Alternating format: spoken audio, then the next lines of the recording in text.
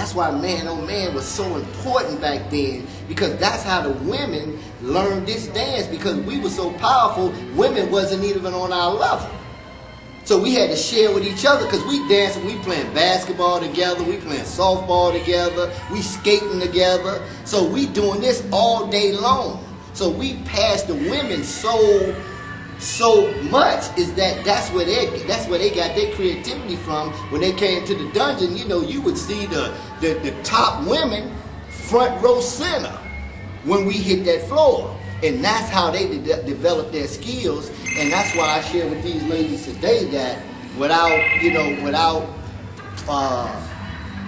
if they would see them women, even Johnny's them learn from, you know, Scent, who's deceased. You had Red with her and Lil Mike just absolutely in every contest they was in 15 seconds. This girl was unbelievable that could match this man foot for foot, and Lil Mike had the fastest feet that I ever seen on the dance floor. Outside of my partner Colleen's uncle, Lil Tommy. His feet was outstanding. Romeo, outstanding.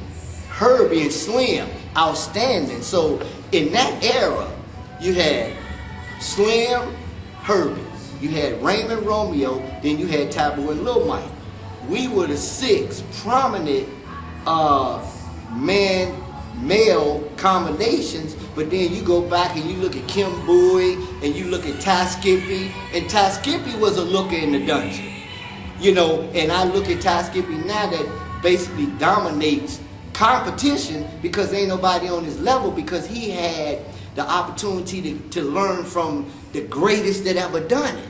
And he sit back, him and Demeter was beasts, but they learn in the dungeon. Just watch it. Ty Skippy ain't never won no contest in the dungeon. You understand? But he learned there. And that's why I got respect for him, because he learned there, and now he understands his process. You know, like I tell them cats, you know, now we got to teach the Dre's and the Tickmans and the Lil Drews and anybody that actually want to learn this dance to take it to the next level, because there's always somebody on top. So it's up to us, the original steppers that understand the dance thoroughly, to share with them cats. And that's why I spend a lot of time with Tickman, because I believe he understands the dance and the culture enough to absorb the dance to lead this dance into the next, you know, into the 21st century. How long did it take for you to incubate till you got to that level where people were saying, damn? You know, Marky, I was just woke up one day, man. Just woke up one day, because I had a female in the Dearborn homes named LaWanna Speaks. She's dead. She's deceased too. But LaWanna was the female that all the top dancers stepped with. And fortunately, she was my best friend. So we go out and, you know, I would go out with her and they would dance with her and I would sit there and watch. But we would go home and she was my house party dancer. You know, so she would teach me and just say, just stay focused, and, you know, she'd share with me and made my skills better. And then as I went to the dungeon, it got better and better and better. It just woke up one day and I was just, you know, I was just top of the line and stepping. And then I pulled Lil Mike in, and I actually met Lil Mike at the dungeon when it was up top. See, people don't realize the dungeon started on the top, and it was Palladium South. You know, and then when we went down in the basement, then Sam called it the dungeon. But I met Lil Mike upstairs at the Palladium South, and then we just, but he was just a natural dancer though. You know, I say I gave him some movement, but I seen him in my mother's living room just do some stuff that was, you know, that was just unbelievable. And people never saw, we were actually in one contest together, and that was probably the biggest contest that was ever given in this city. At the High Chaparral. I'm talking about it was a high school phenom that Sam Chapman had created, and what we were doing, we were representing the high school. So that was the first time that me and Lil Mike ever danced against each other. And we really didn't dance against each other. We danced in the same competition. And you had Benny, you had Rick. I mean, you had the coldest steppers that Chicago ever saw. And I think when I won that contest, that elevated me to the top of the step. What other places did you step? Oh man, I'm not talking about right now. No, okay, no, I'm talking about back in the day. The Dungeon, the High Chaparral, Chic Ricks, Keenan's Club, Concrete Jungle, Tiki Room.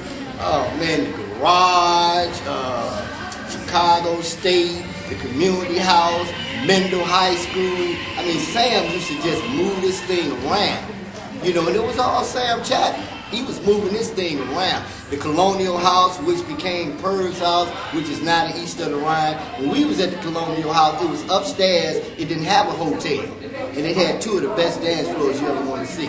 And then when Purr Staples got it, he put the hotel upstairs, took it downstairs, and then it was Purr's house.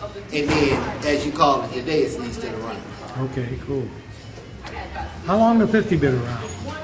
Well, the 50 has always been around, but the 50 was just it was never hot in our days. In our day, the 50 wasn't even recognized. Okay. 50 on 75th wasn't even recognized because we used to go to little joints like the Guys and Gals and the little dewdrop ends around, because when we would dance at Market B, you could win $100 in the Steppin every day, because we have contests in the parking lot, we have contests on the basketball court. That's why I was never no doubt about who the best stepper was. And just so the young folk that watch this understand, $100 in the 1970s was worth a lot more than $100 today. And then we would take that $100 and start a crap game with shooting quarters, and we'll end up shooting $100 a pop. You take a quarter crap game, and at the end of the day, it's $10,000 in the game. So the Dungeon was our Sunday rendezvous, whereas that we did everything that you know, the pickpockets did they pickpocket. I had a job, you know, and they used to come to my job and get my little paycheck on Tuesday, cash, and I'd be like, look, when I get off work at 3 o'clock, y'all better have my money.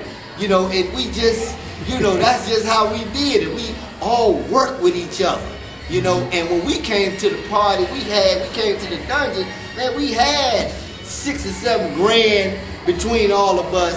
And I'll never forget, we used to shoot dice in the women's washroom. And the women, I'm telling you, Margaret B, they would come in there and use the washroom while we was there. I mean, it was just a part of the furniture. And the men's bathroom used to be empty.